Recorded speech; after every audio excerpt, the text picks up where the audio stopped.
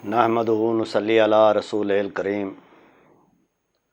اما بعد فاعوذ باللہ من الشیطان الرجیم بسم اللہ الرحمن الرحیم۔ السلام علیکم ناظرین، میں آج جس مرض پر بات کرنے کے لیے جا رہا ہوں وہ امراض پھیپھڑے اور سینے کی ہیں۔ آج سب سے پہلے آپ کو یہ بتاؤں گا کہ سینہ ہے کیا اور یہ دھڑ کے کس حصے پر موجود ہے اور کیا چیزیں اس کی حفاظت کرتی ہیں۔ پھیپھڑا اور سینے کی شکل کیسی ہے، آئیے میں آپ کو اس کی تفصیل بتاتا ہوں۔ سینہ کو عربی میں صدر اور انگریزی میں تھوریکس کہتے ہیں۔ یہ گودم جوف ہے، یعنی اس کا بلائی حصہ قدرے تنگ اور زیر حصہ کشادہ ہوتا ہے، اور یہ دھڑ کے بلائی حصہ پر واقع ہے اور اس طرح محدود ہے کہ سامنے کی جانب دونوں طرف 6 پسلیاں اور ان کے سروں کی نرم ہڈیاں، غضروف اور غضلے اور سینے کی ہڈی اور پہلوؤں پر کل پسلیاں اور ان کے عضلات پر واقع ہیں۔ اوپر کے حصے کی حدود اس طرح ہیں کہ سینے کی ہڈی کا بلائی کنارہ آگے اور پشت کا پچھلا مورا پیچھے، اور پسلیوں کا پہلا جوڑ پہلوؤں پر واقع ہے۔ زیر حصہ بنسبت بلائی کے بہت چوڑا اور کشادہ ہے، اور حجاب عاجز جس کو انگریزی میں ڈایافرام کہتے ہیں، حجاب عاجز سے بند اور محدود ہے۔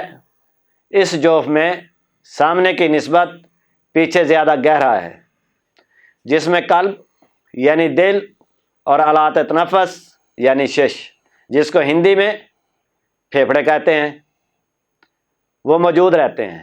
اس کے علاوہ مری یعنی کہ غذا کی نالی اور باجود اور اعصاب وغیرہ بھی پائے جاتے ہیں۔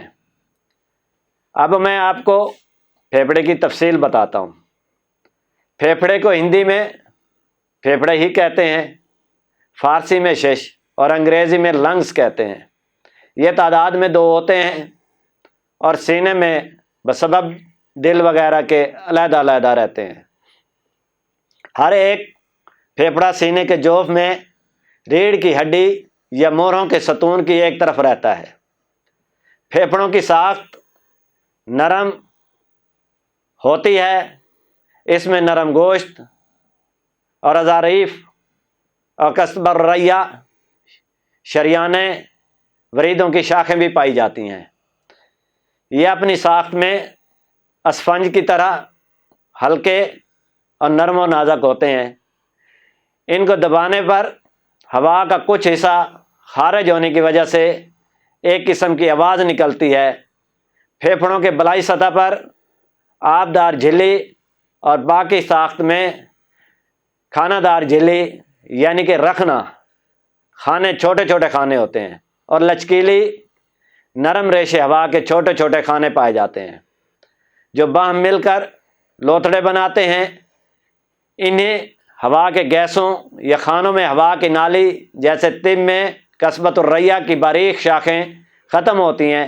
پھیپھڑے کی شریان اور وریدوں کا جال پھیپھڑے کے ہر حصے میں پھیلا ہوا ہے، یہاں تک کہ ہر ایک ہوا کے خانے میں یعنی تھیلی پر شریان اور ورید عورق کا جال پھیلا ہوا ہے۔ پھیپھڑوں میں بذات خود حس نہیں ہے، لیکن اس کے اوپر جو جھلی ہے وہ حساس ہے۔ پھیپھڑے صورت میں گودم اور رنگت میں گلابی اور سیاہی میل داغدار ہوتے ہیں، جو ہر ایک پھیپھڑے کی بیرونی سطح محدب اور اندرونی سطح مجوف ہوتی ہے۔ پچھلا کنارہ و مدور چوڑا اور لمبا اور اگلا کنارہ پتلا اور چھوٹا ہوتا ہے۔ ہر ایک گہرے شگاف سے بھرا ہوا ہوتا ہے۔ بلائی سرا پہلی پسلی سے کچھ اونچا، نوکیلا اور زیریں سرا جو حجاب عاجز اور بافرگما کی بالائی سطح پر واقع ہے، جو چوڑا اور مجوف ہوتا ہے۔ ہر ایک پھیپھڑا لمبی اور گہری اور دریادار شگاف کے ذریعے بلائیں اور زیریں 2 لوتھڑوں پر منقسم ہے، مگر دائیں جانب کی پھیپھڑے کا بلائی لوتھڑا ایک چھوٹے شگاف کے ذریعے 2 حصوں کا معلوم ہوتا ہے۔ اسی وجہ سے جب اس کی تشریح کی جاتی ہے تو دائیں پھیپھڑے میں 3 اور بائیں پھیپھڑے میں 2 لوتھڑے شمار ہوتے ہیں۔ مردوں کی نسبت عورتوں کے پھیپھڑے ہلکے ہوتے ہیں، بچپن میں ان کی رنگت گلابی اور جوانی میں سرخ ہو جاتی ہے۔ دایاں پھیپھڑا بائیں پھیپھڑے کی نسبت بڑا ہوتا ہے۔ دائیں پھیپھڑے کا وزن تقریباً 11 چھٹانک اور بائیں پھیپھڑے کا وزن تقریباً 10 چھٹانک ہوتا ہے۔ الغرض پھیپھڑوں کا وجود اللہ تعالیٰ کی عجیب و غریب صنعتوں کا اعلیٰ نمونہ ہے، کیونکہ بغیر سانس کے زندگی محال ہے۔